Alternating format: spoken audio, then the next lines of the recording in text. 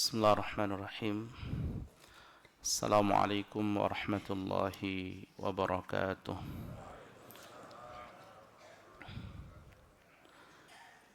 Innal hamdalillah nahmaduhu wa nasta'inuhu wa nastaghfiruh wa na'udzu billahi min shururi anfusina wa min sayyiati a'malina. May yahdihillahu fala mudilla lahu wa may yudlil falan tajida lahu waliyan mursyida. Asyhadu an la ilaha illallah wahdahu la syarika lah wa asyhadu anna Muhammadan abduhu wa rasuluhu la nabiyya ba'dah. Allahumma salli ala sayyidina wa habibina wa qurrati a'yunina Muhammadin wa ala alihi wa sahbihi ajma'in. Allahumma arzuqna fahman nabiyyin wa hifdhal mursalin wa ilhamal malaikatil muqarrabin birahmatika ya arhamar rahimin. Allahumma inna nas'aluka ilman nafi'a wa qalban khashi'a wa amalan mutaqabbala wa rizqan halalan tayyiban mubaraka. Rabbana zidna ilma warzuqna fahma. Allahumma a'inna ala dhikrika wa syukrika wa husni ibadatik. Allahumma inna nas'aluka husnal khatimah wa na'udzubika min su'il khatimah. Taqabbal minna ya karim walhamdulillahi rabbil alamin. Bapak Ibu para jamaah salat subuh Masjid Al-Millah yang dimuliakan Allah Subhanahu wa taala. Tentu kita bersyukur kepada Allah pagi hari ini Allah masih memberikan kita nikmat iman, nikmat Islam, nikmat hidayah. Diberi taufik kita semua sehingga kita dipermudah untuk bisa melaksanakan amal salih dan melakukan kewajiban kita kepada Allah, yaitu salat subuh secara berjamaah. Mudah-mudahan Allah menerima salat kita, menjadikannya sebagai penggugur dosa-dosa kita, dan terus kita berdoa dan bermohon kepada Allah, mudah-mudahan Allah memberikan kita hati yang senantiasa istiqamah, senantiasa komitmen untuk menjaga salat sampai kita berjumpa dengan Allah dalam keadaan husnul khatimah. Amin amin ya rabbal alamin. Pagi hari ini kita akan melanjutkan pembahasan kisah tentang Ibrahim alaihissalam. Memang pembahasan Ibrahim itu panjang karena memang di dalam Al-Quran literasinya juga banyak. Jadi di dalam sirah itu ada satu kaidah, kalau di dalam Al-Quran kisah seorang nabi itu banyak, maka kemungkinan besar itu kisahnya akan panjang sekali. Saya kasih contoh seperti Adam alaihissalam. Adam itu kisahnya ada di beberapa surat di dalam Al-Quran dan itu banyak, sehingga pembahasan Adam juga akan banyak. Ibrahim juga begitu, Yusuf juga begitu, dan apalagi baginda Rasul Sallallahu Alaihi Wasallam yang memang Al-Quran itu diturunkan kepada beliau, sehingga pembahasan tentang kisah beliau itu juga banyak. Ibrahim juga begitu. Nah, kemarin kita sudah sampai pada episode di mana Bunda Hajar telah menemukan air Zam-Zam, gitu kan? Ya. Lalu kemudian jamaah yang dirahmati Allah Subhanahu wa taala, setelah beliau menemukan air Zam-Zam itu, beliau kemudian melokalisir sumur Zam-Zam itu sehingga membentuk bendungan kecil, dan dengan wasilah bendungan yang dibuat oleh Bunda Hajar itu, kemudian air Zam-Zam itu tidak sampai meluap, gitu kan. Karena memang sumber Zam-Zam itu dia seperti sumur artesis, Pak, kalau jenengan tahu. Sumur artesis itu dia naik terus ya, dan harus dialirkan. Kalau nggak dialirkan maka dia akan membentuk sungai-sungai kecil, gitu kan. Dia terus naik. Air Zam-Zam pun juga begitu, dia terus naik, tapi ketika dilokalisir oleh Bunda Hajar dengan mengatakan Zam-Zam. Jadi beliau sambil membuat waduk itu, beliau sambil mengatakan Zam-Zam. Zam-Zam itu artinya ijtima, ngumpul-ngumpul, gitu ya. Maka air itu kemudian terlokalisir dengan waduk, wasilah waduk kecil itu. Maka beliau kemudian bisa minum di situ, dan bisa melanjutkan kehidupan bersama putranya di lembah yang dulunya sama sekali tidak ada air, sama sekali tidak ada tanaman itu. Nah, beberapa saat berikutnya atau beberapa lama berikutnya, jemaah yang dirahmati Allah, muncullah kemudian rombongan suku Jurhum dari Yaman. Suku Jurhum adalah suku Arab asli yang kita kenal dengan Arab Aribah. Arab asli, dia berasal dari Yaman, dia punya kebiasaan hidup nomaden. Hidup nomaden itu berarti hidup yang berpindah-pindah sesuai dengan adanya sumber air. Waktu itu mereka sedang mengarah sebenarnya ke arah Syam, ya, untuk berpindah. Ternyata kemudian mereka udah berkali-kali lewat di lembah Bakkah itu, selama ini memang tidak pernah ada kehidupan, ya. Tidak pernah ada tanda-tanda sumber air. Tetapi saat mereka kemudian melewati lembah Bakkah, saat itu mereka dikagetkan dengan sebuah peristiwa di mana kemudian ada banyak burung-burung yang mengitari di atas lembah itu. Mereka paham betul, apalagi mereka sudah hidup nomaden sekian lama, mereka paham kalau ada burung mengitari di sebuah lembah, maka sangat dimungkinkan di lembah itu ada sumber air. Maka kemudian mereka mengutus salah seorang untuk naik ke atas lembah. Sekali lagi saya perlu sampaikan bahwa lembah Bakkah itu dia seperti mangkok yang tidak bisa terlihat. Dia dikelilingi oleh bukit, dan dia kalau dilihat dari sini nggak bisa terlihat. Dia harus naik ke atas. Maka utusan itu naik ke atas bukit itu, kemudian melihat ke bawah lembah. Ternyata dia menjumpai ada seorang perempuan bersama seorang anak bayi, di samping mereka ada sumber air. Maka utusan ini turun lagi dari bukit itu dan menghabarkan kepada pemimpinnya bahwa di sana ada sumber air. Maka kata pemimpin suku Jurhum, Bapak Ibu harus terus ingat ini, suku Jurhum. Karena suku Jurhum ini akan terus ada di dalam pembahasan, terutama kalau kita membahas tentang Rasulullah Sallallahu Alaihi Wasallam. Karena pada akhirnya nanti cikal bakal baginda Rasul dari sini, suku Jurhum. Ya. Ini suku asli Arab. Ya, asli pakai sod. Asli Arab tuh ini, suku Jurhum. Ya. Nah, kemudian naiklah mereka tidak jadi meneruskan perjalanan ke Syam, mereka naik ke atas bukit itu dan turun ke bawah lembah itu, lalu kemudian mereka mengatakan kepada Bunda Hajar, ta'dzanina lana an nanzila indak. Kata pemimpin suku Jurhum itu, apakah kami diizinkan untuk kemudian tinggal di sini bersama kalian dan menikmati sumber air yang ada di tengah-tengah kalian?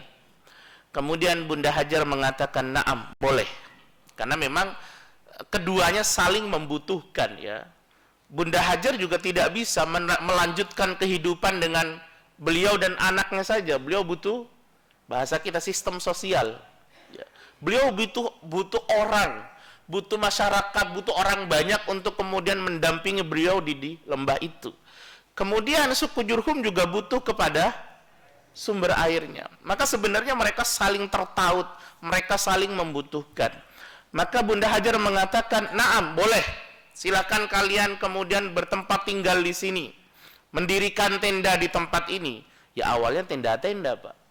Awalnya tenda-tenda. Kalau jenengan juga membuka sejarah tentang Turki Utsmani, juga dulunya tenda-tenda. Mereka berasal dari tenda-tenda. Rumah-rumah mereka awalnya dari tenda. Nah, mereka kemudian, kata Bunda Hajar, boleh, silakan kalian bertempat tinggal di sini dan kalian boleh untuk menikmati air ini. Walakin la haqqun lakum fil ma, la haqqa lakum fil ma.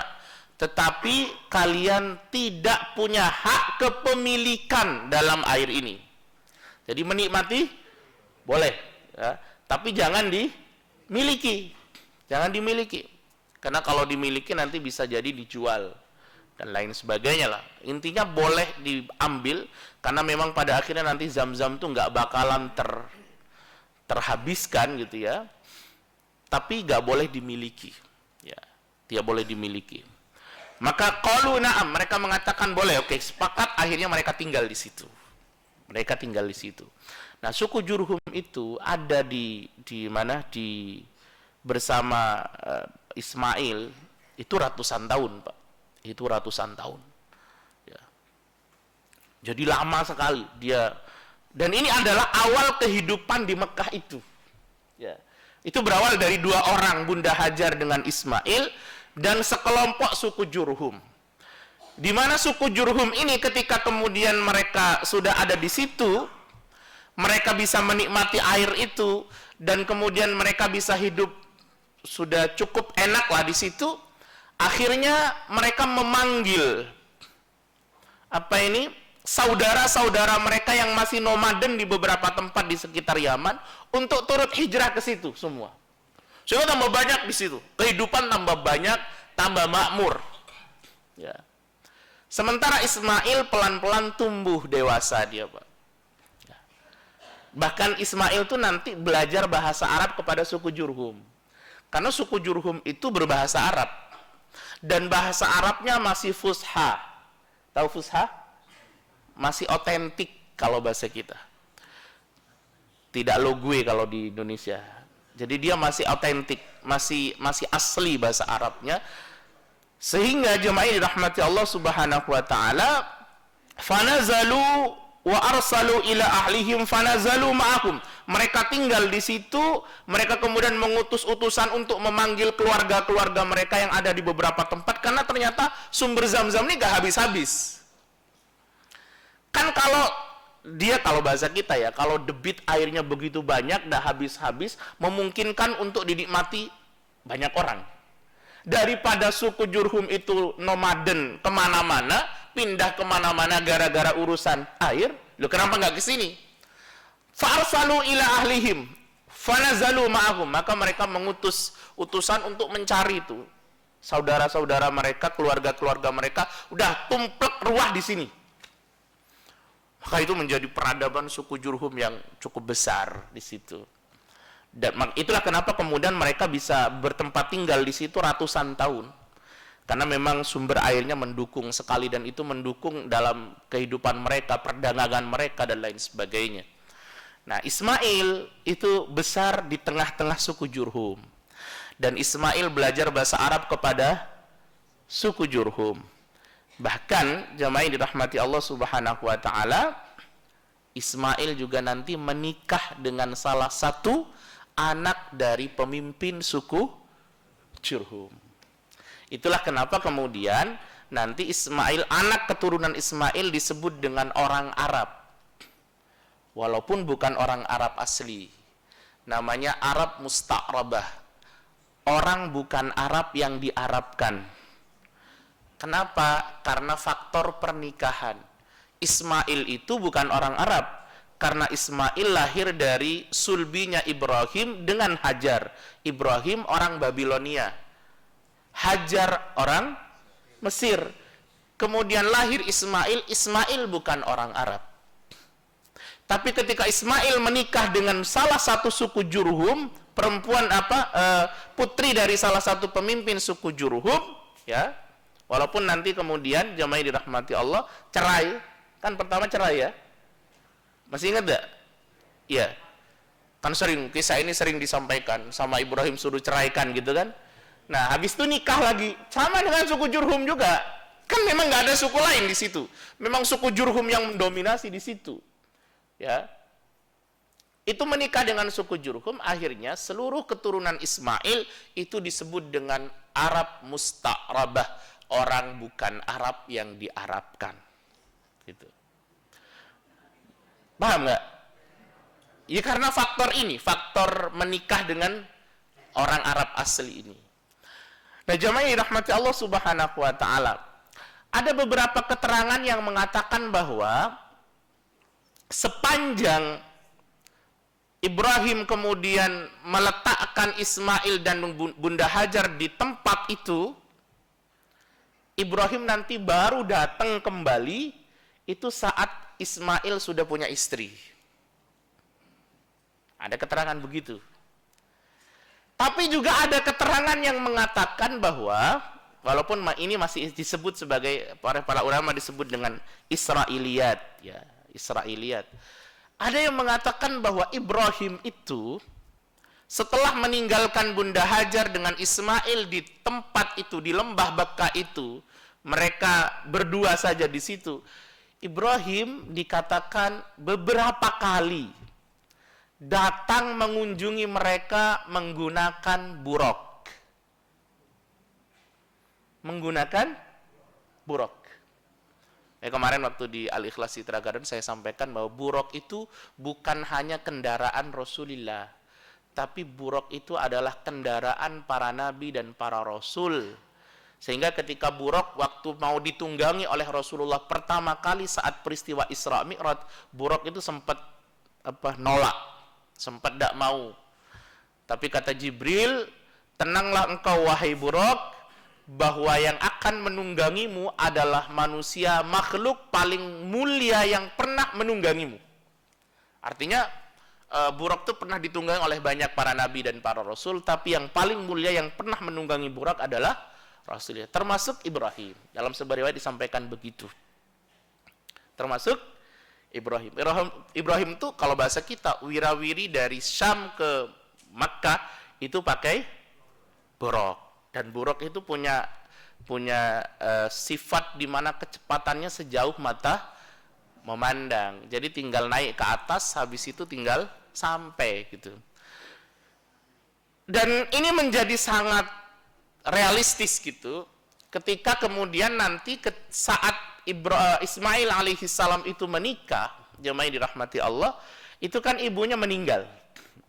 Jadi Bunda Hajar itu meninggal sebelum menyaksikan Bunda Hajar itu meninggal beberapa saat setelah Ismail menikah.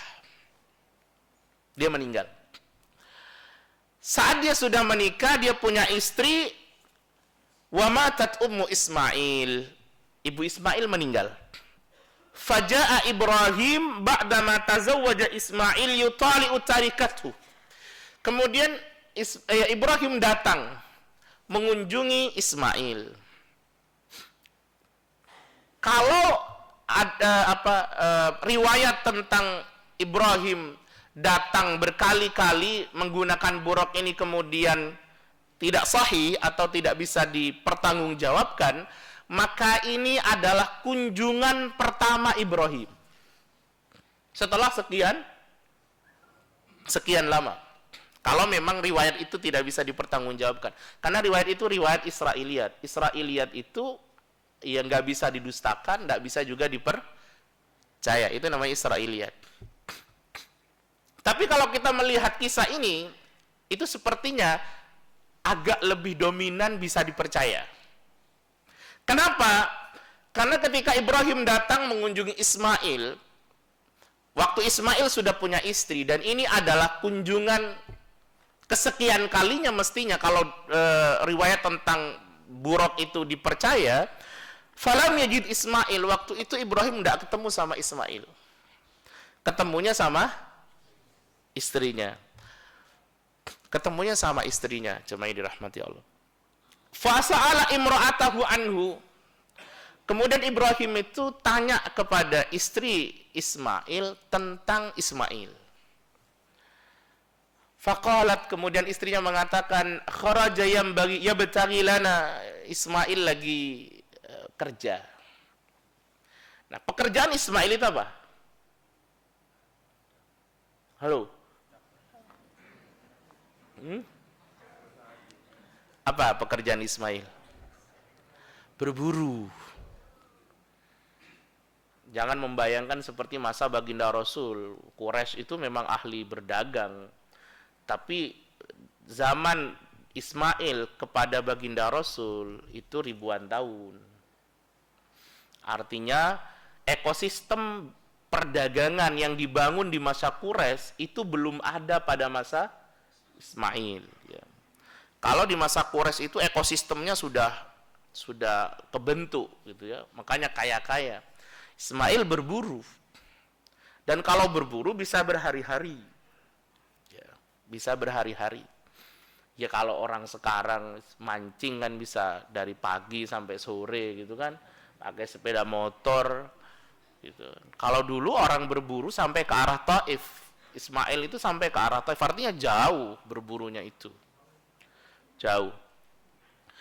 Kemudian ditanya sama Ibrahim, kemana suamimu? Lagi kerja.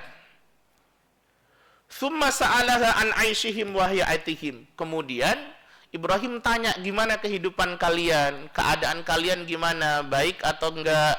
Bahagia atau tidak? Kan istri Ismail ini enggak paham dengan Ibrahim bahwa dia adalah mertuanya. Paham enggak? Istrinya itu enggak paham. Dia anggap itu enggak kenal. Sehingga itu sebenarnya dalam kacamata istri Ibrahim itu orang asing. Itu orang baru. Ya, itu orang baru. Faqalat, kemudian dia mengatakan, istri Ismail itu mengatakan, nahnu bisyarrin, kami lagi tidak baik-baik saja gitu kan. Kami lagi menderita, hidup kami penuh dengan kemiskinan, urusan untuk makan saja belum tercukupi. Begitulah dia buka aurat keluarganya. Kan ini membuka aurat keluarga kan? Iya kan? Kepada orang asing dalam versi istri Ismail. Kalau Ismail nanti kan dia paham bahwa itu adalah ayahku. Dan dia membuka aurat keluarganya bahwa kami itu sedang tidak baik-baik saja. Kan seakan-akan mengatakan bahwa Ismail itu ya tidak bertanggung jawab. Ya, kami ini dihidup dalam kemiskinan. Ya kan itu sepertinya sedang memojokkan Ismail alaihissalam. Nahnu fi dhiqin wa syiddah. Kami dalam kesempitan dan dalam kepedihan. Wasyakat ilaih, kemudian curhat, curcol kalau bahasa kita. Terus padahal itu orang asing sebenarnya, itu orang asing yang dia tidak paham bahwa itu adalah Ibrahim. Kemudian jamaah yang dirahmati Allah, ditunggu-tunggu sama Ibrahim nggak datang-datang. Makanya saya bilang bahwa berburu itu di masa itu berhari-hari. Kan kalau sekarang enak lagi berburu kadang, atau lagi mancing itu kan juga berburu sebenarnya.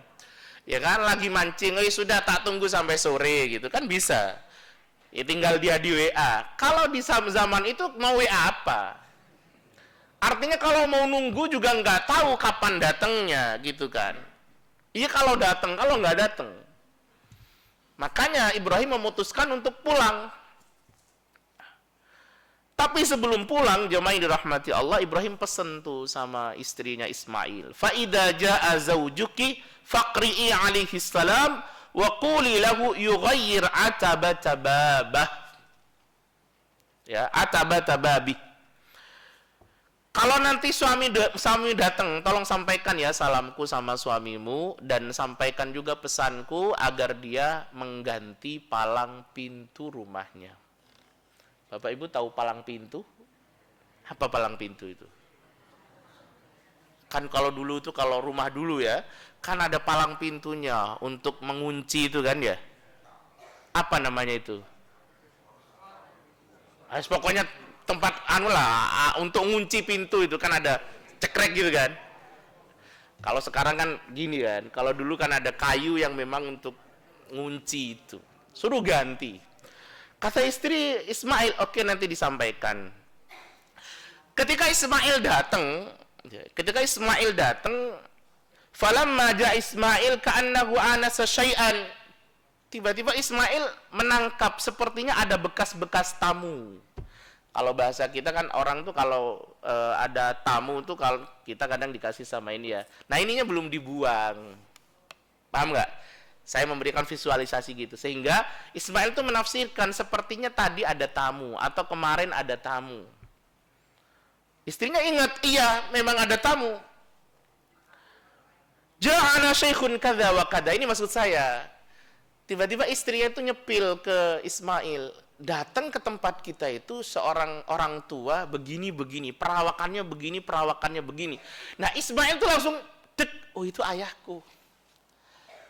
Nah, inilah kenapa kemudian ada banyak yang mendukung bahwa Ibrahim itu datang berkali-kali menggunakan buraq, karena dengan satu penjelasan itu Ismail sudah bisa menerka bahwa itu adalah ayahnya. Kalau bahasa kita, ada orang tua pakai kacamata, perawakannya begini, ada jenggotnya begini. Dia bisa langsung, oh itu ayahku.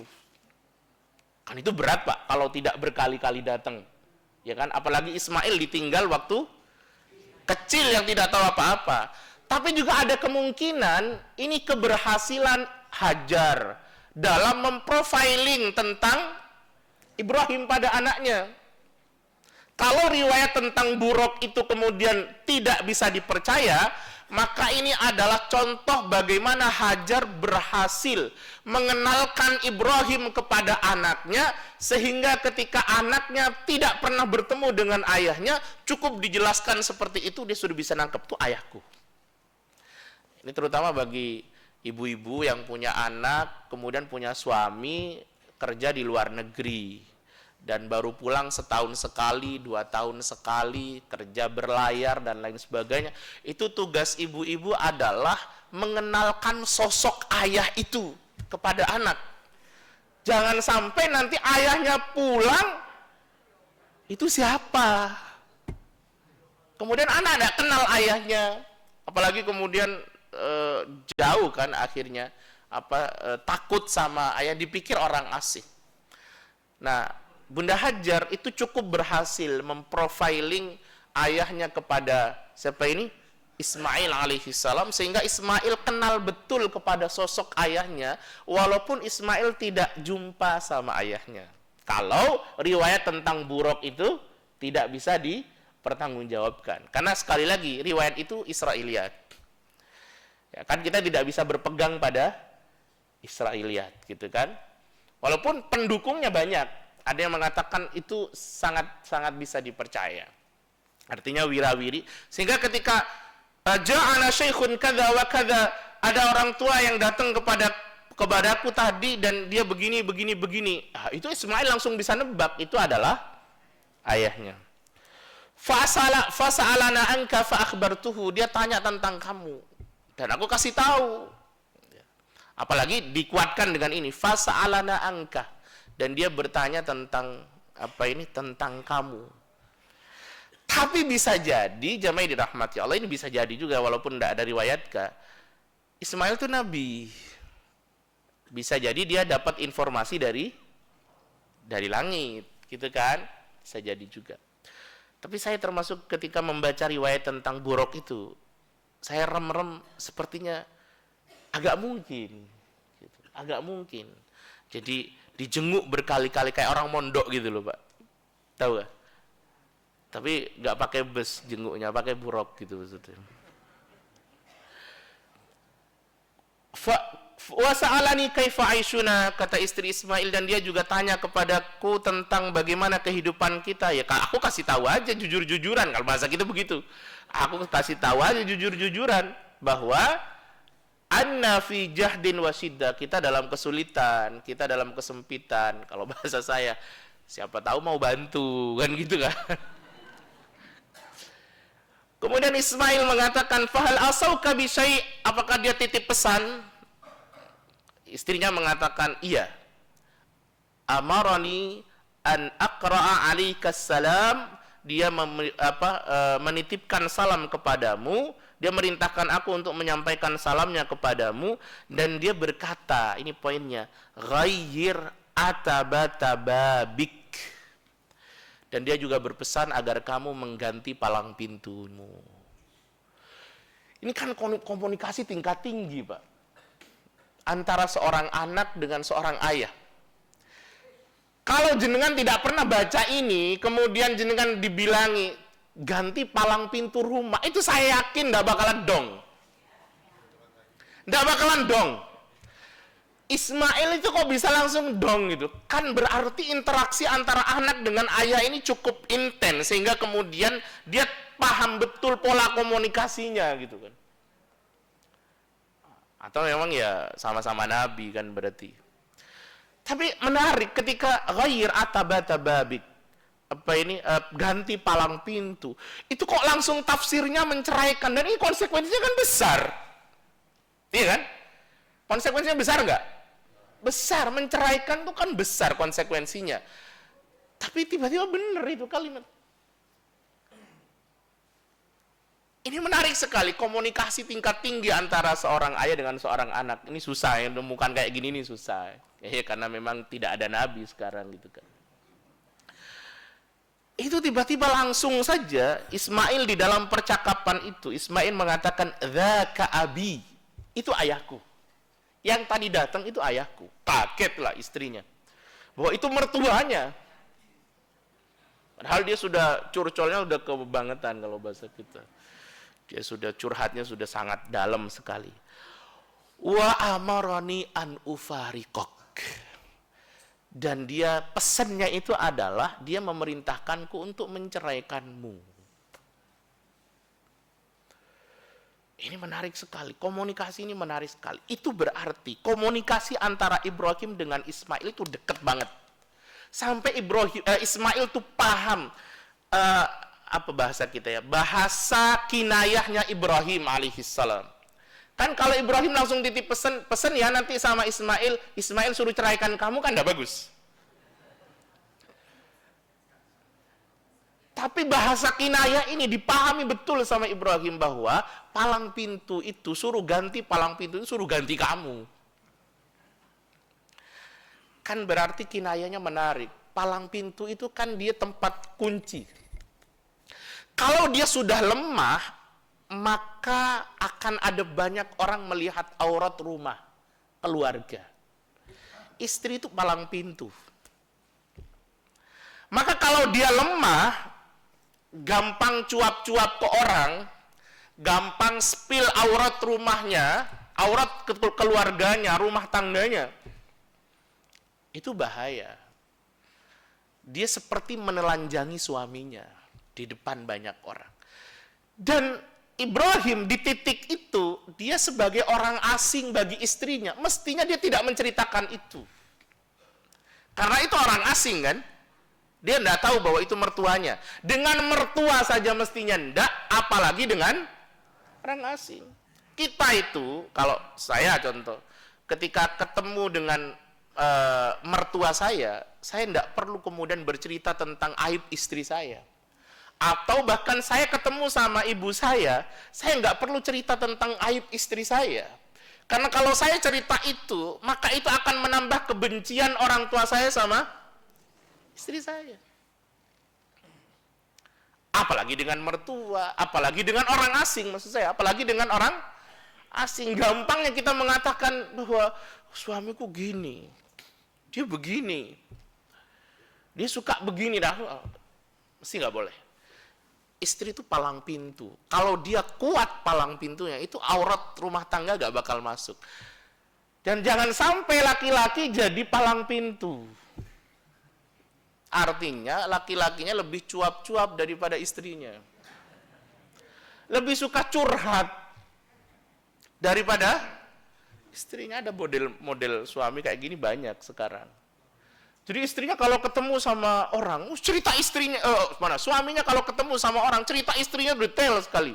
Aibnya diceritakan dan lain sebagainya. Nggak boleh. Biarkan aurat keluarga kita menjadi rahasia.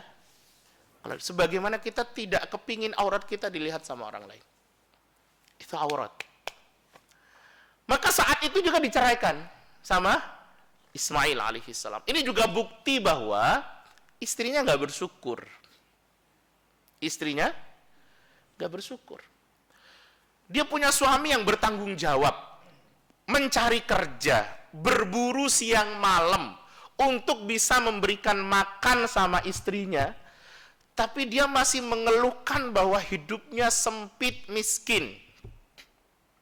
Kan mestinya itu tidak perlu keluar gitu. Tahu lah bahwa hidupnya miskin. Saya yakin juga Ibrahim pasti paham bahwa mereka ya punya rumah seadanya, makan mungkin juga seadanya, tapi nggak perlu disampaikan itu gitu. Toh pada akhirnya Ismail bertanggung jawab untuk memberi nafkah. Kecuali suaminya makan, tidur, warkop.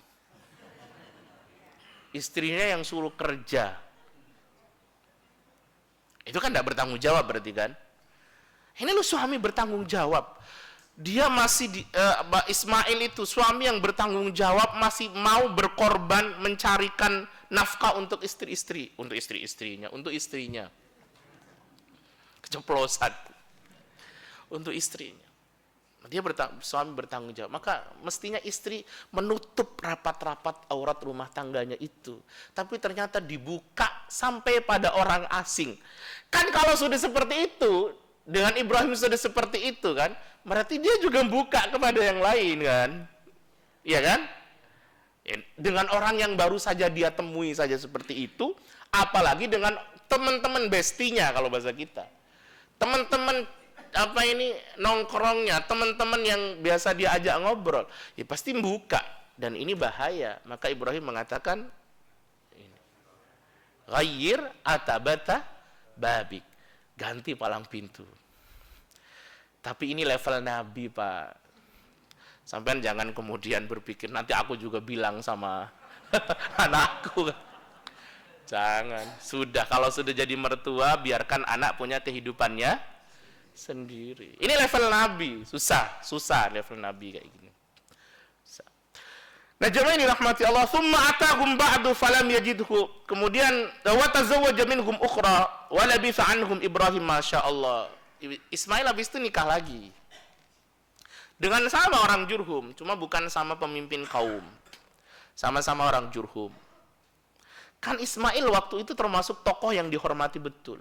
Jurhum itu mengenal Ismail sebagai tokoh yang luar biasa, figur dihormati, dia di kalimatnya juga didengarkan, berarti tokoh betul. Maka Ismail ketika menikah dengan perempuan Jurhum lainnya, beberapa saat setelah itu Ibrahim datang lagi. Nah, ini datang yang kedua. Kalau versi riwayat Buraq itu tidak bisa dipertanggungjawabkan. Itu datang yang kedua. Mungkin sampai nanti bertanya-tanya, kapan ya peristiwa penyembelihan itu? Kalau sampai di titik ini, itu masih datang yang kedua. Kalau Imam Ibnu Katsir di dalam beliau menjelaskan tentang urutan itu, ini adalah kedatangan kedua, kata beliau. Kedatangan kedua. Mungkin bulan depan kita akan bicara tentang proses penyembelihan itu. Itu disembelih kapan kira-kira?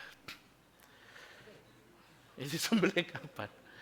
Summa atahum ba'du falam yajidhu. Tiba-tiba datang lagi tuh Ibrahim setelah Ismail menikah yang kedua kalinya. Fadakhala ala imraatihi. Kemudian Ibrahim datanglah bertamu ke rumahnya. Kan rumah Ismail masih sama gitu. Istrinya yang beda gitu kan. Fasa'alaha anhu, kemudian dia tanya lagi tentang Ismail. Faqalat, kemudian istrinya mengatakan yang baru tadi, kharaja yabtaghi lana, dia lagi kerja. Ismail, maka memang suami bekerja keras.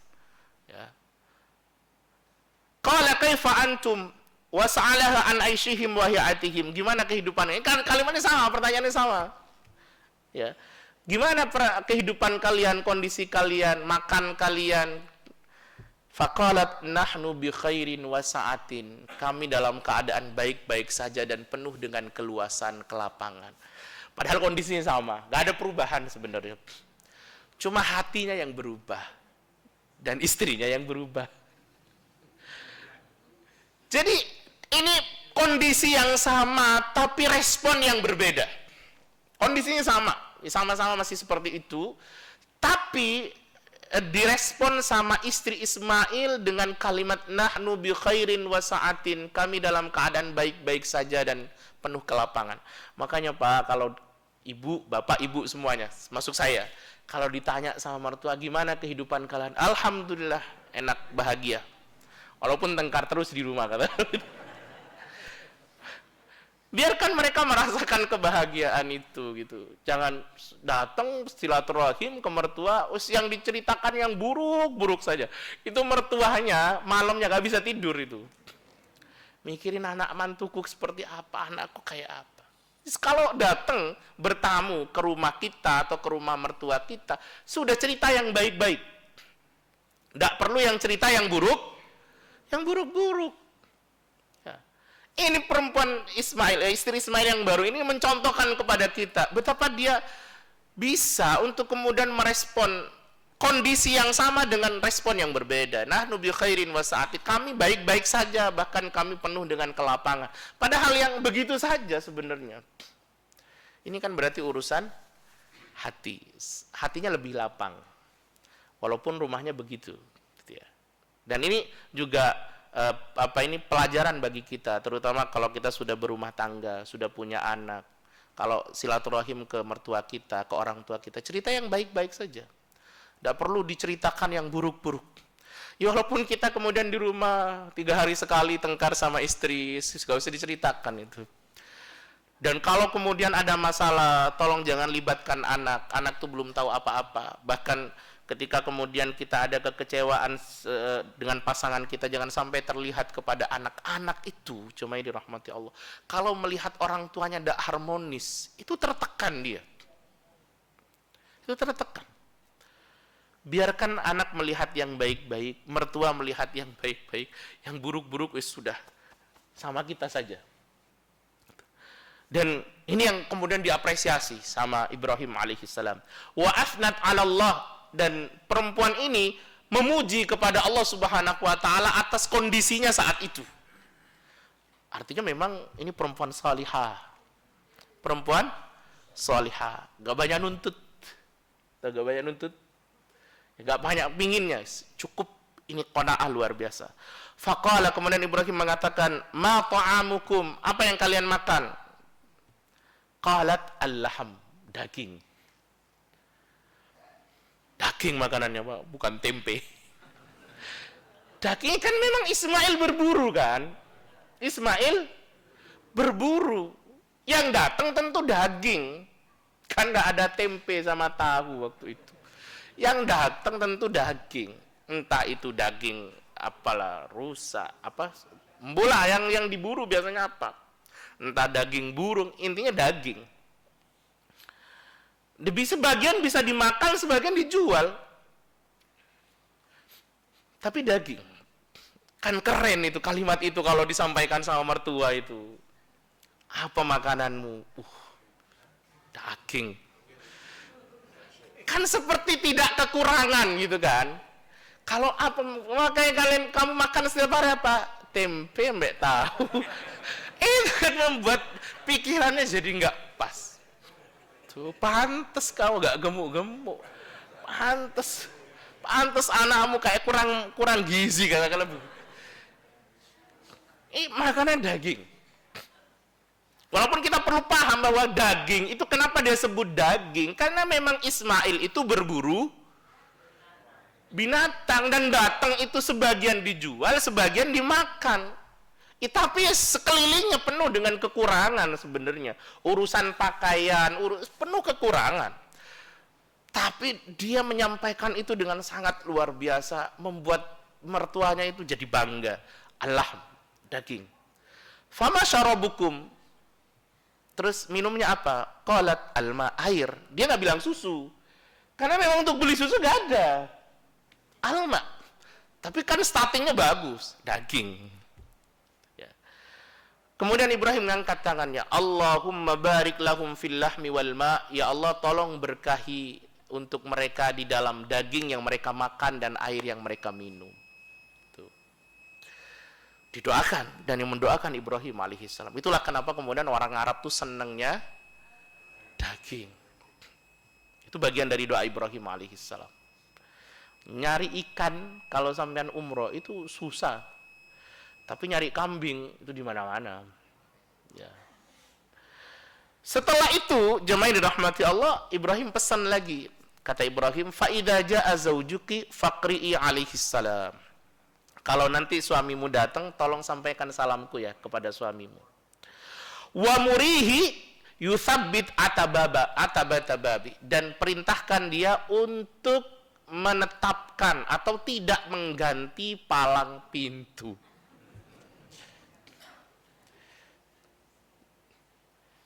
Jadi Ibrahim itu datang kepada Ismail alaihissalam, itu dalam bahasa kita itu merekomendasikan lepas atau tidak.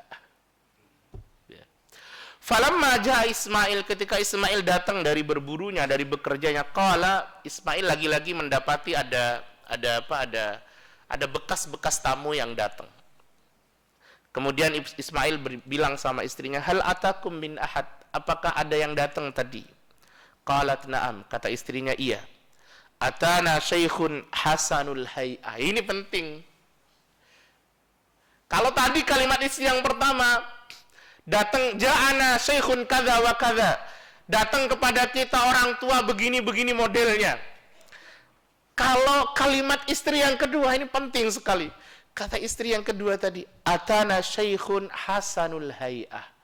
Datang kepadaku, kepada kita tadi, nyambangi kita, orang yang sudah sepuh, punya perawakan yang bagus, punya akhlak yang bagus, tutur katanya bagus. Oh, coba dipuji kayak gitu loh mertuanya. Gak kemudian, oh mertua aku cerewet. Hasanul hay'ah. Jadi dipuji mertuanya. Kan namanya juga anak, jemaah yang dirahmati Allah. Ismail paham itu ayahnya. Ketika istrinya memuji ayahnya itu, kan Ismail juga bangga. Dia punya istri yang seperti itu. Karena memang di dalam keluarga itu kan bukan urusan suami sama istri, tapi juga urusan mertua dengan orang tua. Ini harus klop. Karena gap dengan mertua itu neraka kalau misalnya. Gap sama orang tua sama-sama neraka, dah enak. Punya keluarga gap, ada gap dengan mertua atau dengan orang tua, dah enak, betul dah enak. Selesaikan ini, ya. Selesaikan ini. Karena mertua kita juga orang tua kita. Ya. Dia mengatakan atana syaikhun hasanul hay'ah. Datang kepada kita seorang yang sudah sepuh, punya akhlak yang baik, tutur katanya baik, komunikasinya baik. Wa athnat alaih, dan dia memujinya. Jadi istrinya Ismail itu memuji orang tua ini, ya. Fasa'alani anka fa akhbartuhu, dan dia bertanya tentang engkau wahai suamiku, maka aku sampaikan.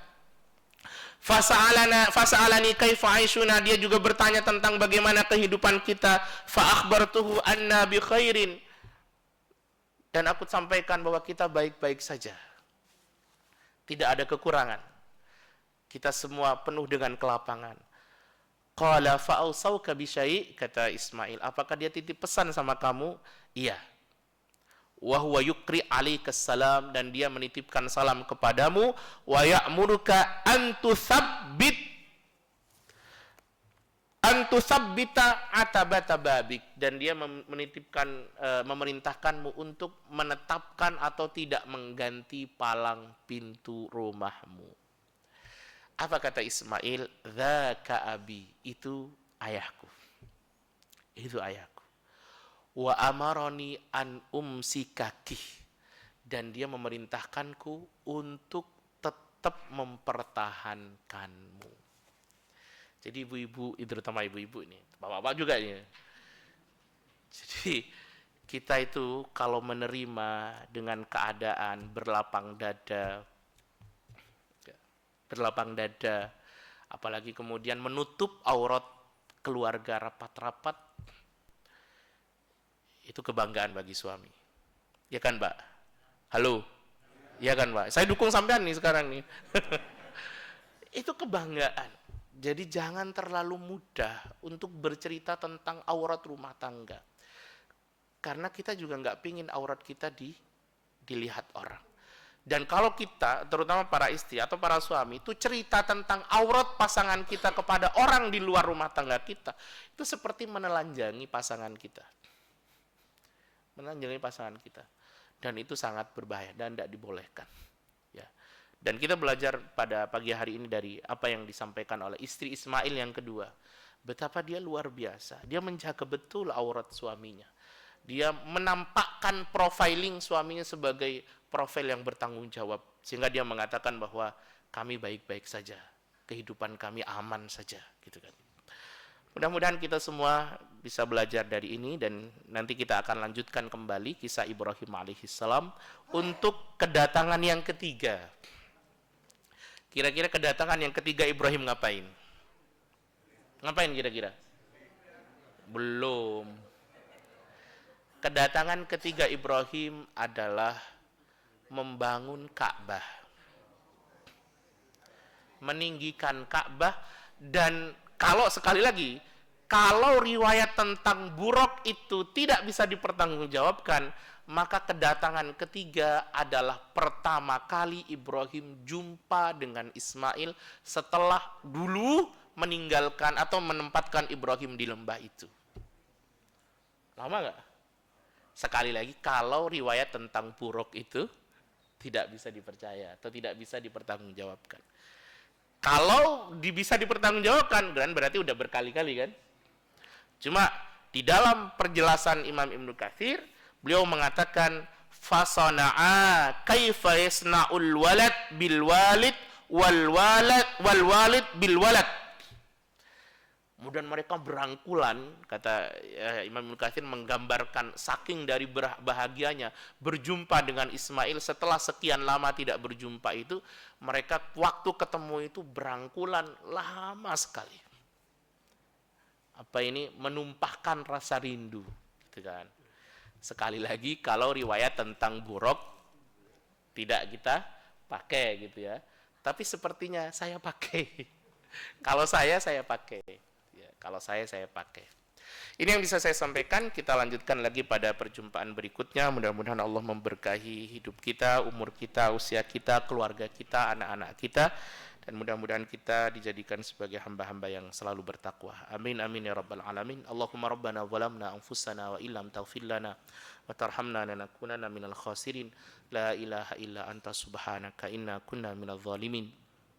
Allahumma ja'alna wa auladana wa ahlana wa azwajana wa dhurriyyatina wa talamidana wa masyayikhana min ahli ilmi wa ahli khair wa la taj'alna wa iyyahum min ahli syarri wad dhair waj'alna wa iyyahum min ahli al-Qur'an wa ahli al-iman. ربنا آتنا في الدنيا حسنة وفي الآخرة حسنة وقنا عذاب النار. صلى الله على سيدنا وحبيبنا وقرة أعيننا محمد وعلى آله وصحبه أجمعين والحمد لله رب العالمين. سبحانك اللهم وبحمدك أشهد أن لا إله إلا أنت أستغفرك وأتوب إليك. Mohon maaf bila ada kesalahan. Assalamualaikum warahmatullahi wabarakatuh.